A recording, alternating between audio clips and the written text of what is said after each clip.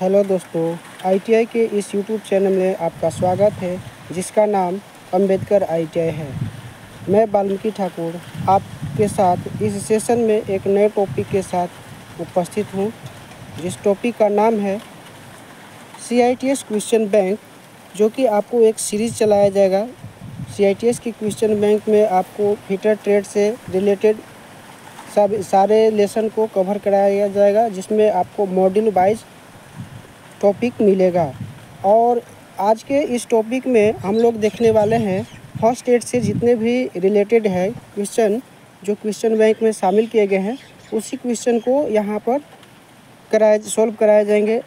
और ये जो क्वेश्चन है आपको CITS के एग्ज़ाम में, इसके अलावे ITI के एग्ज़ाम में भी पूछे जाएंगे, और साथ ही साथ जो भी कॉम्पिटिटिव एग्ज़ाम है उसमें भी ये क्वेश्चन आने की बहुत सारी संभावनाएं होती है।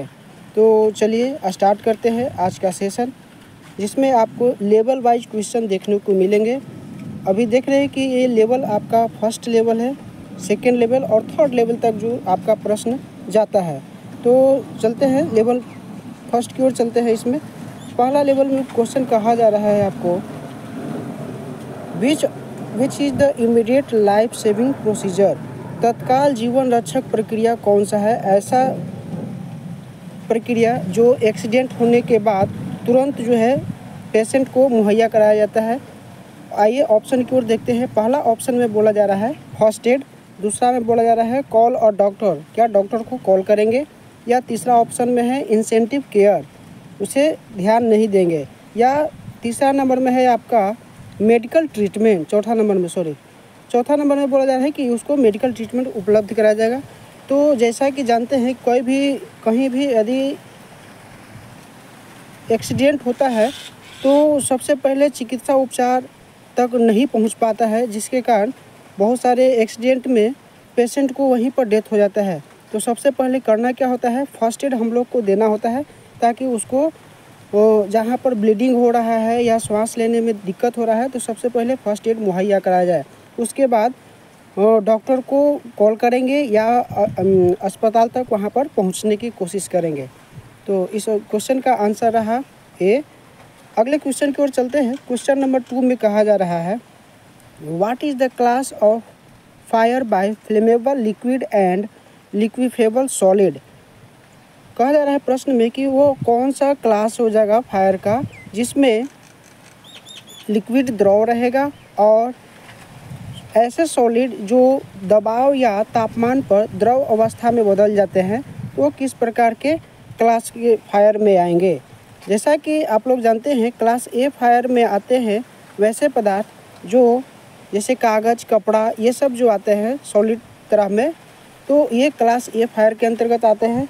क्लास बी में आते हैं लिक्विड, जो भी द्रव रहित ईंधन होता है, जैसे आपका आ गया केरोसिन, पेट्रोलियम, डीजल, ये सब क्लास बी फायर के अंतर्गत आते हैं।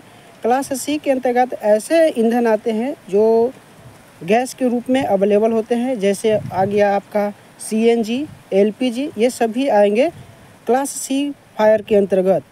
ऑप्शन डी में की ओर चलते हैं। ऑप्शन डी में बोला जा रहा है क्लास डी। तो क्लास डी के अंतर्गत वैसे ईंधन आते हैं जो मेटल से लगी आग को क्लास डी फायर के अंतर्गत रखा जाता है, और साथ ही साथ इलेक्ट्रिक फायर, जो भी इलेक्ट्रॉनिक गैजेट में या वायर में फायर का लगता है तो उसको क्लास डी फायर के अंतर्गत रखते हैं। तो यहाँ पर बोला जा रहा है लिक्विड, फ्लेमेबल लिक्विड, जो ज्वलनशील द्रव है या ऐसे ठोस जो जलने के बाद या ताप या दबाव के बाद वो लिक्विड में आ जाते हैं, जैसे मोम हो गया। तो हमारा ये आएगा ऑप्शन बी की ओर, जो कि क्लास बी फायर के अंतर्गत आएगा। अगले क्वेश्चन की ओर चलते हैं।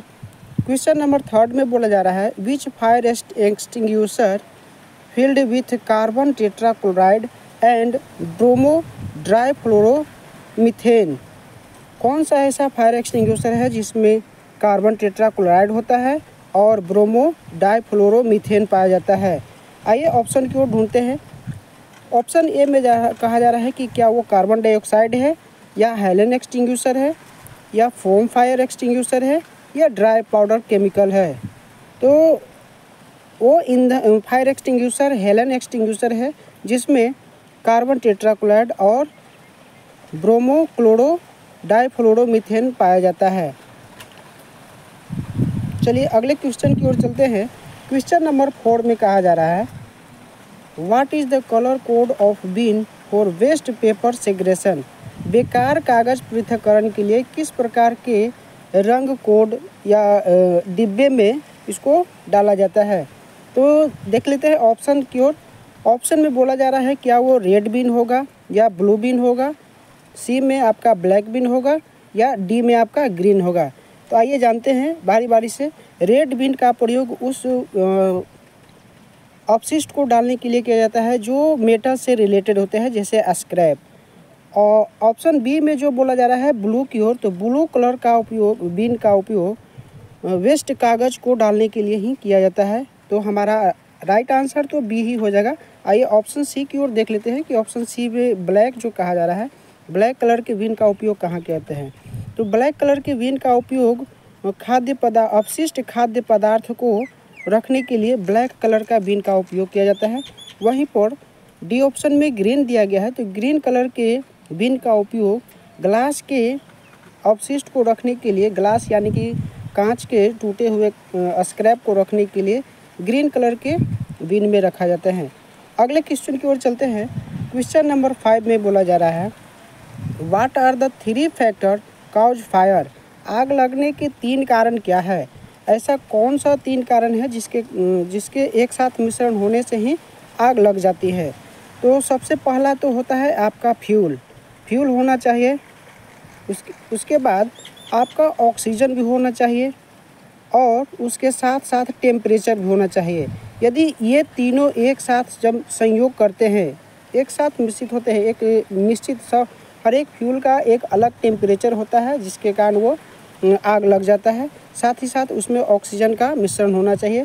ये तीनों फैक्टर के कारण जो है फायर का निर्माण होता है, और जो कि ऑप्शन ए में मैच कर जा रहा है। देख रहे हैं फ्यूल, हीट और ऑक्सीजन। और इनको बुझाने के लिए यदि जान रहे हैं कि 3 तत्वों को मिलाकर आग का निर्माण करता है, तो यही 3 प्रकार से इसको आग को बुझाने का मेन मेथड होता है। यदि यहाँ पर फ्यूल है, ऑक्सीजन है और ये आपका आ जाएगा हीट। यदि उस आग में से फ्यूल को हटाएंगे तो उस विधि को बोलते हैं स्टार्विंग प्रोसेस के द्वारा। जब ये जो ऐसा विधि है जिसके द्वारा ईंधन को हटाने से यदि तीनों फैक्टर में से किसी एक को हटा दिया जाए आग में से, तो आग जो है स्वतः खत्म हो जाएगा, बंद हो जाएगा जलना।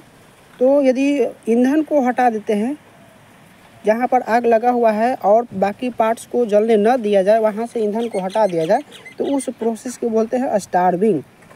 अगला ये ऑक्सीजन, जब ऐसे तत्व, ऐसे ईंधन जहाँ से ऑक्सीजन को ब्लॉक कर देना है जिसके कारण वो आग लगना स्वतः बंद हो जाएगा, तो ऑक्सीजन हटाने की विधि को बोलते हैं स्मूथरिंग। क्या बोलते हैं? स्मूथरिंग। जिसमें ऐसे स्मूथनिंग प्रोसेस का प्रयोग वहाँ उस ईंधन के आग को बुझाने के लिए किया जाता है जो लिक्विड फॉर्म में लगे आग होते हैं। जैसे आपका पेट्रोल में लग जाएगा या डीजल में लग जाएगा, जैसे पेट्रोल पंप पर इस तरह से आग जहाँ पर लगते हैं तो वहाँ पर स्मूथनिंग प्रोसेस का उपयोग किया जाता है जिसमें ऑक्सीजन को ब्लॉक कर दिया जाता है। अगला ऑप्शन है हीट नॉर्मली साधारण आग के लगे होता है तो वहाँ पर हीट को हटाना आसान होता है। जैसे कपड़ा में लग गया आग या कागज़ में लगे आग, तो वहाँ पर झट से ना जो है वाटर का उपयोग करते हैं और वहाँ पर हीट को समाप्त कर देते हैं। तो ये 3 मेन प्रोसेस होता है आग को बुझाने का। तो हमारा क्वेश्चन नंबर 5 का जो आंसर हुआ वो ए है। अगले क्वेश्चन की ओर चलते हैं। क्वेश्चन नंबर 6 में क्या कहा जा रहा है। क्वेश्चन नंबर 6 पे कहा जा रहा है कि what is the name of sine. इस चिन्ह का नाम क्या है। तो इस चिन्ह का नाम में देखते हैं कि ऑप्शन में क्या क्या आपको देखने को मिल रहा है। ऑप्शन ए में बोला जा रहा है स्कूल, या बी में है दिया गया है अनगार्डेड, सी में आपको मिल रहा है अनगार्डेड और डी में बोला जा रहा है पेडेस्ट्रल क्रॉसिंग।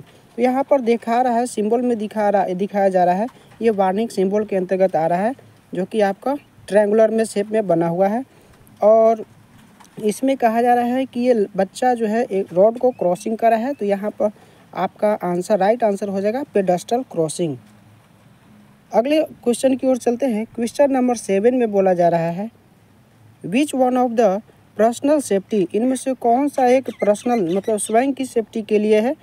आइए ऑप्शन को देखते हैं।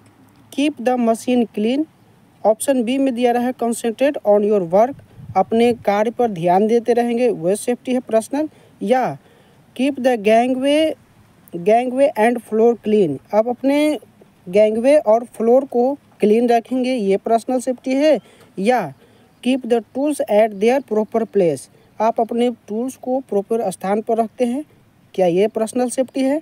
तो आइए जानते हैं इसका जो हमारा राइट आंसर जो होगा पर्सनल सेफ्टी के अंतर्गत आएगा। जब आप काम कर रहे हैं तो उस समय अपने काम पर ही ध्यान देंगे, यही आपका पर्सनल सेफ्टी के अंतर्गत इस ऑप्शन में देखने को मिल रहा है, जो कि ऑप्शन बी हमारा राइट आंसर है। आइए और बाकी ऑप्शन को देखते हैं, ध्यान में करते हैं कि क्या क्या और बोला जा रहा है। कीप द मशीन क्लीन, ये जो आपका आएगा वो पर्सनल सेफ्टी के अंतर्गत आ जाएगा, मशीन को क्लीन और साफ रखना। ऑप्शन सी की ओर देखते हैं। ऑप्शन सी में बोला जा रहा है keep the gangway and floor, floor और गैंगवे को क्लीन करना भी हमारा जनरल सेफ्टी के अंतर्गत आ जाएगा। और डी में बोला जा रहा है keep the tools eight there proper place, ये जो टूल को आप प्रॉपर प्लेस पर रखेंगे, प्रॉपर स्थान पर रखेंगे, ये भी हमारा क्या रहेगा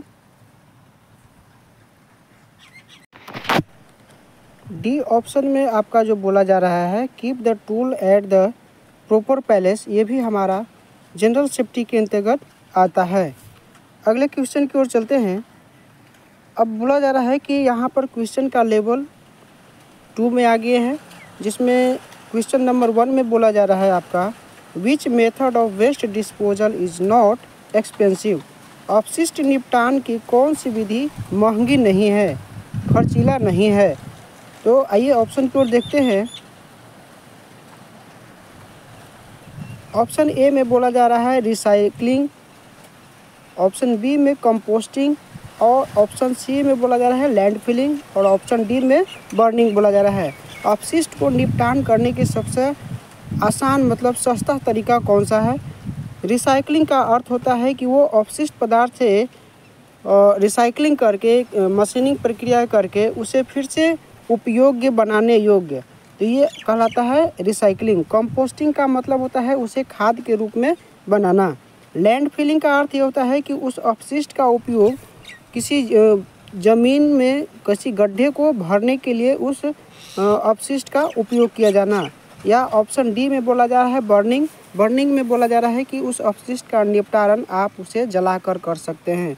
तो सबसे सस्ता और अच्छा तरीका आपका है रिसाइकलिंग, जिसके द्वारा आप उसे फिर से उपयोग करने योग्य बना सकते हैं रिसाइकलिंग के द्वारा। हमारा राइट आंसर ए हो जाएगा इस क्वेश्चन का। अगले क्वेश्चन की ओर चलते हैं। क्वेश्चन नंबर 2 में बोला जा रहा है what immediate action to be taken to stop the bleeding of the victim, पीड़ित के रक्तस्राव को रोकने के लिए तत्काल क्या कार्रवाई किया जाना चाहिए। यदि कोई व्यक्ति कार्य करने के दौरान किसी कारण से वो जख्मी हो जाता है और उसका ब्लड निकलना स्टार्ट हो जाता है, तो उस समय आप इनमें से कौन से ऑप्शन का चुनाव करेंगे। ऑप्शन ए में बोला जा रहा है apply pressure over the injured part, क्या जहाँ पर वो इंजर्ड पार्ट है वहाँ पर प्रेशर अप्लाई दबाव देकर उसको रक्त के स्राव को रोकेंगे। या ऑप्शन बी में बोला जा रहा है apply tincture over the injured part, जिस पार्ट पर इंजर्ड हुआ है वहाँ पर टिंचर का उपयोग करके उसे रक्तस्राव से होने से रोकेंगे। या ऑप्शन सी में बोला जा रहा है कि क्लीन एंड ड्रेस, वहाँ पर क्लीनिंग करेंगे या ड्रेसिंग करेंगे जिससे कि आपका रक्तस्राव रुकेगा। या ऑप्शन डी में बोला जा रहा है कॉल डॉक्टर, डॉक्टर की सहायता लेंगे, सहायता मांगेंगे। तो ऐसा होता है कि जब एक्सीडेंट होता है या रक्तस्राव हो रहा है तो वहाँ पर इमीडिएट जो है डॉक्टर अवेलेबल नहीं हो पाता है। तो वहाँ पर करना क्या होता है, सबसे पहले आप वहाँ पर करेंगे apply pressure over the injured part, जिस पार्ट से रक्त का स्राव हो रहा है वहाँ पर दबाव डालेंगे, जिससे के कारण 2 से 3 मिनट के बाद दबाए रखेंगे और उसके बाद जो है रक्त स्राव होना बंद हो जाता है, थक्का लग जाता है। तो हमारा राइट आंसर ए हो जाएगा। अगले क्वेश्चन की ओर चलते हैं। क्वेश्चन नंबर 3 में बोला जा रहा है, which personal protective equipment is use to protect nose from dust particle. Personal protective का कौन सा वो इक्विपमेंट है जो नाक को धूल कणों से बचाने के लिए उपयोग किया जाता है। ऑप्शन ए में है हेलमेट, बी में सेफ्टी शू, सी में आपका हैंड ग्लव्स और डी में आपका दिया गया है नोज मास्क। तो जैसा कि ये तो साधारण क्वेश्चन है, आप लोग सभी लोग जानते होंगे, इसका आंसर नोज मास्क हो जाएगा, जो कि नाक में धूल कण को जाने से तो रोकता है। हेलमेट का उपयोग हेड को, सिर को प्रोटेक्ट करने के लिए क्या लगाया जाता है। सेफ्टी शू का उपयोग लेग या पैर को प्रोटेक्ट करने के लिए इसका उपयोग किया जाता है। और हैंड ग्लव्स का उपयोग हाथों की सुरक्षा के लिए उपयोग में लाया जाता है। अगले क्वेश्चन की ओर चलते हैं। क्वेश्चन नंबर 4 में बोला जा रहा है, which safety sign are specifically benefit to the passenger of two wheeler. इनमें से कौन सा रोड साइन का उपयोग या साइन का उपयोग स्पेशली टू व्हीलर चालकों के लिए लाभदायक है। आइए ऑप्शन की ओर देखते हैं। पहला ऑप्शन में बोला जा रहा है कॉजनरी साइन। कॉजनरी साइन को ही वार्निंग साइन भी बोला जाता है। ऑप्शन बी में बोला जा रहा है इंफॉर्मेशन साइन, सूचनात्मक चिन्ह। ऑप्शन डी में बोला जा रहा है मैंडेटरी साइन। मैंडेटरी में बोला जाता है अनिवार्य वो साइन को आपको मानना है। और ऑप्शन डी में बोला जा रहा है वार्निंग साइन। कॉजनरी साइन को भी वार्निंग साइन भी बोला जाता है, जो कि यहाँ पर अलग से भी दिया गया है। तो जैसा कि जान रहे हैं, यहाँ पर बोला गया है कि टू व्हीलर चालकों के लिए कौन सा ये आपका साइन यहाँ पर दिया जाएगा। तो हमारा राइट आंसर हो जाएगा information sign. Information sign generally two wheeler चालकों के लिए ही लाभकारी होता है। आते हैं कॉजनरी साइन का प्रयोग वहाँ पर किया जाता है जहाँ पर आपको मनाहट होता है, वार्निंग होता है, जैसे पेडेस्ट्रियल क्रॉसिंग या अनगार्डेड या गार्डेड साइन जहाँ पर दिया गया है, वो सभी जो है कॉजनरी या वार्निंग साइन के अंतर्गत आएगा। मैंडेटरी साइन में आपको ये आता है कि उस साइन को आपको फॉलो करना अनिवार्य है, जैसे नो पार्किंग दिया रहेगा या आपको सिगरेट नहीं पीने का वो सिंबल दिया जाता है, फायर नो फायर, आग जलाना मना होता है। ये सब साइन जो आएगा आपका मैंडेटरी साइन के अंतर्गत आता है। आगे आते हैं क्वेश्चन नंबर 5 की ओर चलते हैं। क्वेश्चन नंबर 5 में बोला जा रहा है, which fire extinguisher is used for electric fire. विद्युत आग के लिए किस अग्निशामक का यंत्र का उपयोग किया जाता है। यदि कहीं पर विद्युत से आग लग जाए तो वहाँ पर किस प्रकार के अग्निशामक या एक्सटिंग्विशर का उपयोग करेंगे। आइए ऑप्शन में ढूंढते हैं कि वो बेस्ट ऑप्शन क्या है। क्या वहाँ पर वाटर फील्ड एक्सटिंग्विशर का उपयोग करेंगे या फोम फायर एक्सटिंग्विशर का उपयोग करेंगे, या आपका सी में बोला जा रहा है हेलन एक्सटिंग्विशर का उपयोग करेंगे, या आपका डी बोला जा रहा है ड्राई पाउडर एक्सटिंग्विशर का उपयोग करेंगे। तो आइए जानते हैं बारी बारी से कि किस एक्सटिंग्विशर का प्रयोग कहाँ पर किया जाता है। वाटर वाले एक्सटिंग्विशर का प्रयोग क्लास ए फायर के लिए किया जाता है, जहाँ पर लकड़ी हो या पेपर हो या कपड़ा हो, इस तरह से ईंधन में लगे आग को बुझाने के लिए वाटर फील्ड एक्सटिंग्विशर का उपयोग करेंगे। वहीं पर ऑप्शन बी में जो बोला जा रहा है आपका फोम फायर एक्सटिंग्विशर का उपयोग द्रवित लिक्विड पदार्थों से लगे आग को बुझाने के लिए फोम फायर एक्सटिंग्विशर का उपयोग किया जाता है। जैसे में आपका हो गया पेट्रोल, डीजल या किरोसिन, इस तरह के लगे आग को बुझाने के लिए फोम फायर एक्सटिंग्विशर का उपयोग करेंगे। ऑप्शन सी में बोला जा रहा है हेलन एक्सटिंग्विशर। हेलन एक्सटिंग्विशर का उपयोग class C fire, class C type के फायर में इसका उपयोग किया जाता है, जिसमें गैस के रूप में पाया जाता है, जैसे CNG हो गया और ये LPG हो गया। ये सब को बुझाने के लिए हेलन एक्सटिंग्विशर का उपयोग किया जाता है। और साथ ही साथ इसका उपयोग क्लास डी प्रकार के, जिसमें इलेक्ट्रिक से लगे करंट में लगी आग या बिजली से लगी आग को बुझाने के लिए हेलन एक्सटिंग्विशर का ही उपयोग किया जाता है। इसका प्रयोग क्लास सी और डी दोनों के लिए सबसे उपयुक्त होता है। ऑप्शन डी की ओर चलते हैं, ड्राई पाउडर केमिकल। इसका उपयोग भी क्लास सी प्रकार के फायर को बुझाने के लिए किया जाता है। अगले ऑप्शन की ओर चलते हैं, अगले क्वेश्चन की ओर क्वेश्चन नंबर 6 में बोला जा रहा है what will happen if lifting heavy load. भारी भार उठाने पर क्या होगा जब आप जो है ना आवश्यकता से अधिक भारी वस्तु को उठा रहे हैं।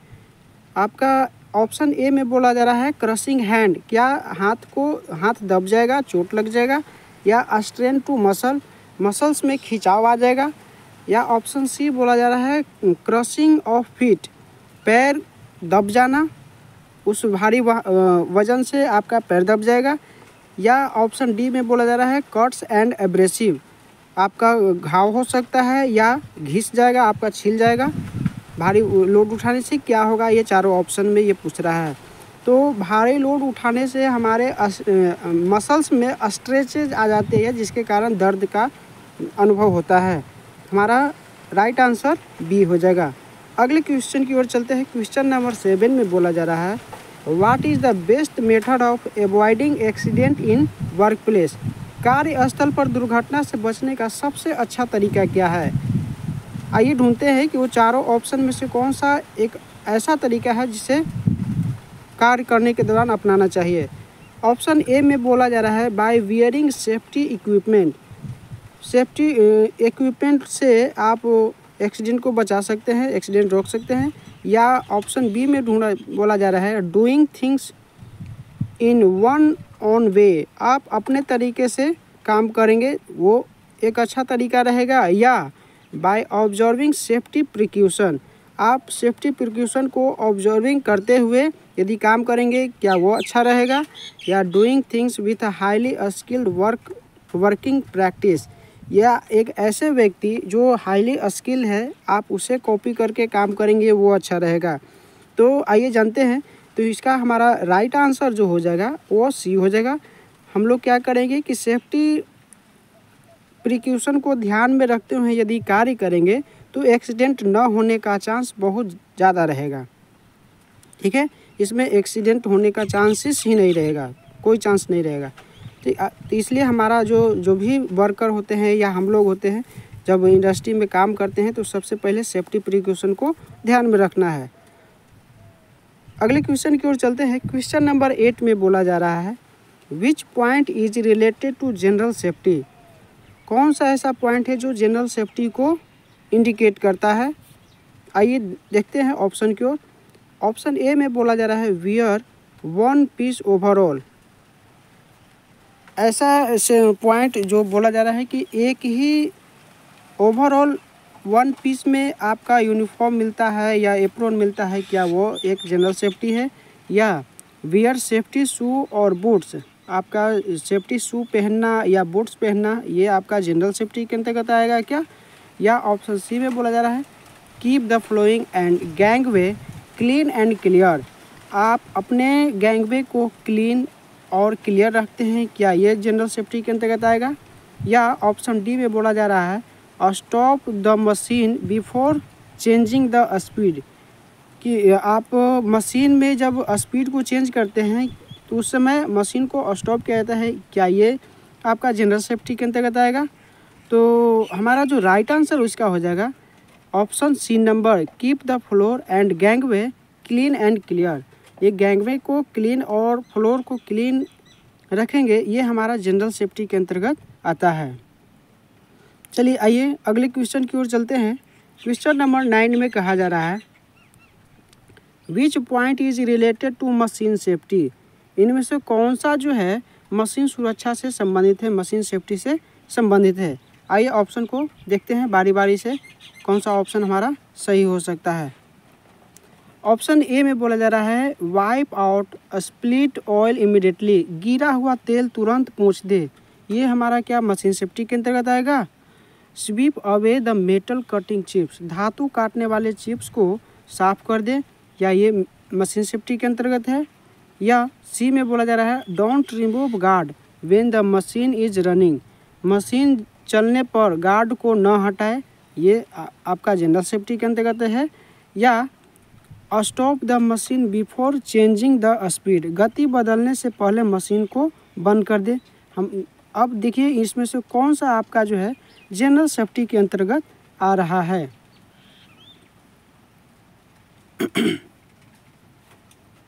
सॉरी, इस क्वेश्चन का हमारा राइट आंसर जो हो जाएगा डी ऑप्शन, जो बोला जा रहा है stop the machine before changing the speed. यदि मशीन पर स्पीड को चेंज कर रहे हैं उस समय सबसे पहले मशीन को आपको बंद करना होगा।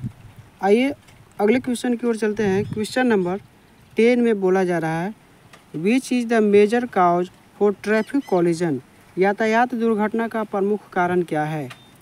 आजकल देखा जा रहा है बहुत ही बड़ा देश का एक समस्या है कि बहुत सारे एक्सीडेंट होने के कारण, रोडों पर एक्सीडेंट होने के कारण बहुत सारे परिवार जो है टूट जाते हैं, बिखर जाते हैं, बहुत सारी ज़िंदगियां बर्बाद हो जाते हैं। तो उसका मेन रीज़न क्या है इस क्वेश्चन में देखने को आपको मिलेगा। ऑप्शन ए में बोला जा रहा है क्या वो रोड डिफेक्ट होने के कारण ये दुर्घटनाएं ज़्यादातर होती है, या ऑप्शन बी में बोला जा रहा है व्हीकल डिफेक्ट, यदि या गाड़ी के खराबी होने के कारण ये सारे दुर्घटनाएं होती है, या आपका बोला जा रहा है रॉन्ग एटीट्यूड। रॉन्ग एटीट्यूड उसे बोलते हैं जो सारे रूल रेगुलेशन को जानते हुए भी उसको फॉलो नहीं करते हैं और लापरवाही करते हैं, उसी को बोला जाता है रॉन्ग एटीट्यूड। तो ऑप्शन डी की ओर देख लेते हैं लैक ऑफ नॉलेज, क्या नॉलेज की कमी के कारण भी ये दुर्घटनाएं होती हैं क्या। तो सबसे ज़्यादा जो दुर्घटनाएं होती है वो रॉन्ग एटीट्यूड के कारण होती है, गलत रवैये के कारण ये सबसे ज़्यादा दुर्घटनाएं होती है। और इनमें से सभी का कारण है दुर्घटनाओं से, लेकिन सबसे ज़्यादा प्रमुख कारण जो है वो रॉन्ग एटीट्यूड है। अगले क्वेश्चन की ओर चलते हैं। क्वेश्चन नंबर 11 में बोला जा रहा है which type of fire extinguisher is use to control class C fire, किस प्रकार के एक्सटिंग्विशर का प्रयोग क्लास सी फायर के बुझाने के लिए किया जाता है। ऑप्शन ए में आपको दिया गया है फोम टाइप, ऑप्शन बी में ड्राई पाउडर, ऑप्शन सी में जेट वाटर, या ऑप्शन डी में बोला गया है ड्राई कार्बन डाइऑक्साइड।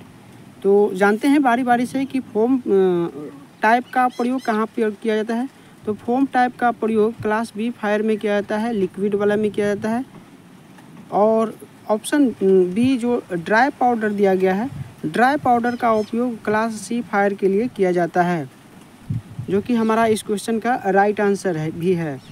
और ऑप्शन सी में बोला जा रहा है जेट वाटर, जेट वाटर का प्रयोग क्लास ए प्रकार के फायर को बुझाने के लिए किया जाता है, जैसे में आपका कागज़ हो गया, कपड़ा हो गया, ठोस लकड़ी हो गया, इस टाइप के बुझाने के लिए जेट वाटर का उपयोग करेंगे। कार्बन डाइऑक्साइड का प्रयोग इलेक्ट्रिक से लगे आग को बुझाने के लिए ज़्यादातर किया जाता है। अगले क्वेश्चन की ओर चलते हैं, क्वेश्चन नंबर 12 की ओर। क्वेश्चन नंबर 12 में बोला जा रहा है which method of waste management facility to save energy resources and to reduce pollution, अपशिष्ट प्रबंधन की कौन सी विधि है, अपशिष्ट कचरे निपटाने की कौन सी विधि है जो ऊर्जा संसाधनों को बचाने और प्रदूषण को कम करने में सहायक होती है। आइए ऑप्शन को देखते हैं। ऑप्शन ए में बोला जा रहा है बाय बर्निंग, क्या उसे जलाकर अपशिष्ट को कचरे को साफ करने में सबसे आसान तरीका है जिससे प्रदूषण कम होगा क्या। जी नहीं, इसमें तो आप ज़मीन से कचरे को साफ कर दीजिएगा लेकिन वायुमंडल प्रदूषित हो जाता है, इसलिए ये हमारा ऑप्शन बिल्कुल नहीं होगा। बाय रिड्यूसिंग, क्या कचरे में कमी करके उसका निपटान करने की एक समाधान है। तो ये समाधान तो है लेकिन ये 100% वर्क नहीं होगा, क्योंकि कितनों भी कम करेंगे तो कचरा का निर्माण तो होना ही है। ऑप्शन सी में बोला जा रहा है बाय रिसाइकलिंग, ये हमारा राइट आंसर हो जाएगा रिसाइकलिंग। रिसाइकलिंग के द्वारा कचरे को फिर से उपयोग करने योग्य बनाया जाता है, तो हमारा राइट आंसर रिसाइकलिंग हो जाएगा। ऑप्शन डी को भी देख लेते हैं। ऑप्शन डी में बोला जा रहा है कंपोस्टिंग, बाय कंपोस्टिंग, आप उसे खाद्य पदार्थ के रूप में भी बना सकते हैं। खाद्य पदार्थ जिसको खेतों में उर्वरक के रूप में किया जाता है, तो ये ज़्यादातर मात्रा में सभी प्रकार के कचरे में नहीं किया जाता है, इसलिए हमारा राइट आंसर जो होगा सबसे बेस्ट आंसर रिसाइकलिंग हो जाएगा, जो कि ऑप्शन सी में मैच कर रहा है। अगले क्वेश्चन की ओर चलते हैं। क्वेश्चन नंबर 13 में बोला जा रहा है what is the benefit of 5S, सबसे पहले हम लोग को बताया जाता है 5S के बारे में, जो एक प्रकार का जापानी टेक्निक है कार्य को करने का और वर्कशॉप को सजा कर रखने का एक टेक्निक है, जिसमें कहा जा रहा है कि इसका क्या लाभ है। तो आइए ऑप्शन की ओर देखते हैं, ऑप्शन से पता करते हैं कि कौन सा लाभ है। इंक्रीज इन वेज, क्या वो वेतन में वृद्धि करने के लिए 5S को लगाया जाता है, या डिक्रीज इन क्वालिटी, क्वालिटी में कमी करने के लिए या क्वालिटी में गिरावट करने के लिए क्या 5S का लगाया जाएगा? तो बिल्कुल नहीं। कोई भी चाहेगा कि क्वालिटी को कम करें और वो 5S को लगाएगा उसी के लिए? जी नहीं, ये बिल्कुल भी गलत हो गया आपका। ऑप्शन सी की ओर चलते हैं। इंक्रीज ऑफ प्रोडक्टिविटी, क्या आप उत्पादकता में बढ़ोतरी करने के लिए 5S का उपयोग करेंगे?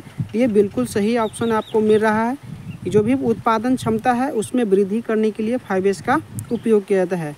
ऑप्शन डी में बोला जा रहा है डिक्रीज इन मेंटेनेंस कॉस्ट, वो मेंटेनेंस कॉस्ट में कमी लाने के लिए क्या ये किया जाता है? तो बिल्कुल नहीं। हमारा राइट आंसर तो सी की ओर मिल गया है। अगले क्वेश्चन की ओर चलते हैं। Which skill involve ability to interact, communicate, positively and productively, किस कौशल में बातचीत करने का सकारात्मक और उत्पादक ढंग से संवाद करने की क्षमता शामिल होती है? ऐसा कौन सा एबिलिटी है जिसके कारण आप किसी दूसरे व्यक्ति से या लोगों के बीच अच्छे से संवाद कौशल करने में आप सक्षम हैं? आइए देखते हैं ऑप्शन की ओर। ऑप्शन ए में बोला जा रहा है सॉफ्ट स्किल, बी में बोला जा रहा है हार्ड स्किल, ऑप्शन सी में बोला गया है टेक्निकल स्किल, या ऑप्शन डी में बोला गया है कंप्यूटर स्किल। तो जैसा कि जानते हैं कि वो बातचीत करने और रहन सहने का ढंग आपको सॉफ्ट स्किल के अंतर्गत ही सिखाया जाता है, जो कि आपके ITI से रिलेटेड एम्प्लॉयबिलिटीज स्किल के ये चैप्टर में एक चैप्टर है सॉफ्ट स्किल। अगले क्वेश्चन की ओर चलते हैं। क्वेश्चन नंबर 15 में बोला जा रहा है which 5 terms distinguish between need and unneed items and eliminate the waste. कौन सा 5S शब्द आवश्यकता और अनावश्यकता वस्तुओं के बीच अंतर और अपव्यय को समाप्त करता है? तो आवश्यकता और अनावश्यकताओं को हटाने के लिए सबसे पहले शॉर्ट का प्रयोग किया जाता है। 5S का वो शॉर्ट जो है टर्म, जिसके अंतर्गत जो आवश्यकताएं नहीं हैं उसको छटनी किया जाता है। हमारा राइट आंसर बी हो जाएगा। सबसे पहले शॉर्ट करते हैं। शॉर्ट करने के बाद जो आगे के टर्म जो होता है वो सेट इन ऑर्डर का होता है। अब जितने भी वस्तु बचे हुए हैं कार्यशाला में शॉर्ट करने के बाद उसे एक सेट इन ऑर्डर में सजा लेंगे। उसके बाद आता है तीसरा जो एस आता है वो साइन आता है। साइन कहने का अर्थ हो गया जो भी सेट इन ऑर्डर में आप किए वो आपके वर्कशॉप में या कहीं भी कार्यस्थल पर आप उसे साफ सफाई को मेंटेन रखेंगे। चौथा जो एस आता है आपका स्टैंडर्डाइजेशन, इसके अंतर्गत आप उस क्रम को एक स्टैंडर्ड तरीके से सजा कर रखेंगे, वो कहलाता है स्टैंडर्डाइजेशन। अगला क्वेश्चन की ओर चलते हैं। क्वेश्चन नंबर 16 में कहा जा रहा है which term use to describe a person like totally senseless and don't response to external stimulation. किस शब्द का उपयोग ऐसे व्यक्ति या का वर्णन करने के लिए किया जाता है जो पूरी तरह से संवेदनहीन होता है और बाहरी उत्तेजना पर कोई प्रतिक्रिया नहीं करता है? एक ऐसा सिचुएशन जिस व्यक्ति को संवेदना नहीं हो पा रही है, पूरी तरह से वो जो है ना अवचेतन अवस्था में गया हुआ है, तो उस अवस्था को क्या बोला जाएगा? ऑप्शन की ओर देखते हैं और पता करते हैं कि वो अवस्था कौन सी हो सकती है। ऑप्शन ए में बोला जा रहा है क्या वो कोमा होगा। कोमा जो फिल्मों में दिखाया जाता है या ज़्यादातर बहुत रेयर केस में हॉस्पिटल में देखने को मिलता है। ऑप्शन बी में बोला जा रहा है ड्रोविनेस या नींद का आना या औंघना, जिसमें हम लोग देहाती लैंग्वेज में बोलते हैं औंघ रहा है। तो क्या ये ड्रोविनेस आ जाएगा या कॉन्शियस बोला जा रहा है, कॉन्शियस मतलब चेतना में है वो, या कार्डिएट अरेस्ट, दिल की धड़कन का रुकना, ये कौन सा ऑप्शन कहलाएगा?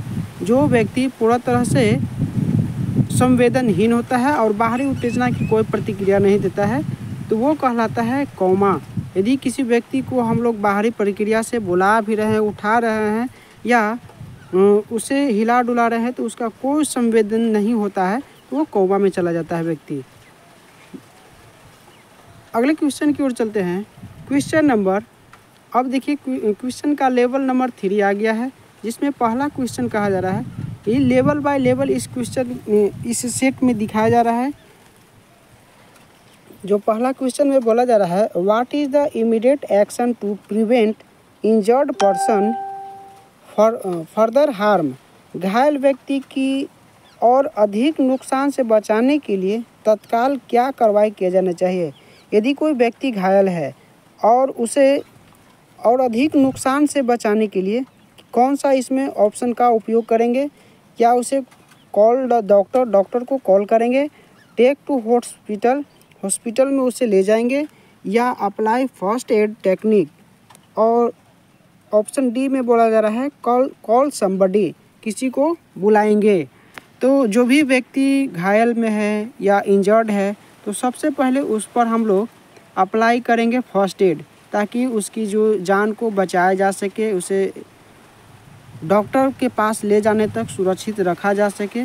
इसके लिए हम लोग क्या करते हैं, फर्स्ट एड टेक्निक का उपयोग करते हैं। अगले क्वेश्चन की ओर चलते हैं।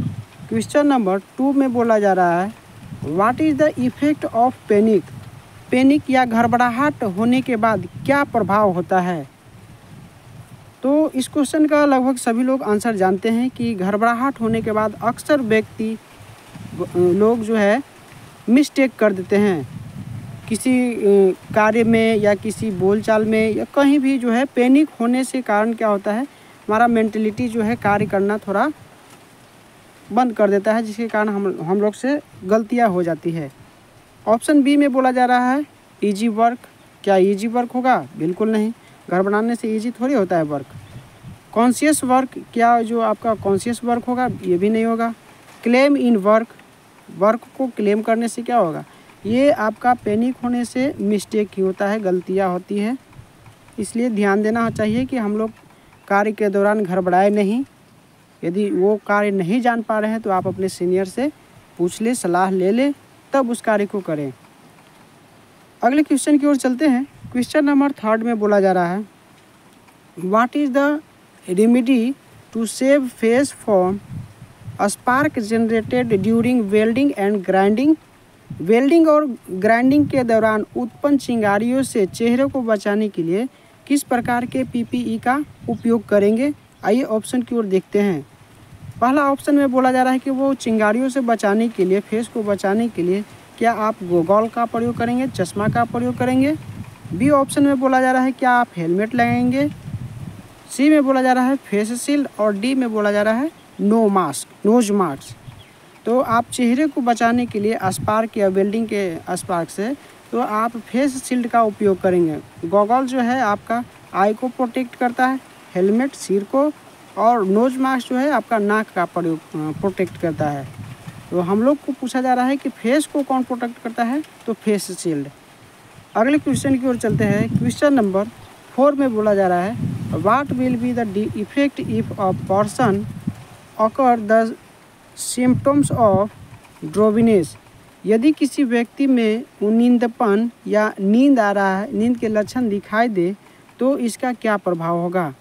तो इसका ये प्रभाव होगा कि वो अवचेतन अवस्था में चला जाएगा, अनकॉन्शियस हो जाएगा। हमारा राइट आंसर डी हो जाएगा। इस सेशन में आपका इतना ही। That's all in the session. इस सेशन में इतना ही, और इस वीडियो को देखने के लिए आपको धन्यवाद। ऐसे ही वीडियो को आप पाने के लिए इस चैनल को आप सब्सक्राइब कर सकते हैं और अपने दोस्तों को शेयर कर सकते हैं। यदि इस वीडियो से आपको लाभ पहुंचा हो तो इस वीडियो का एक लाइक भी कर दीजिएगा। फिर मिलेंगे अगले सेशन में एक नए टॉपिक के साथ। तब तक के लिए धन्यवाद। मस्त रहिए, पढ़िए और आगे बढ़ते जाइए।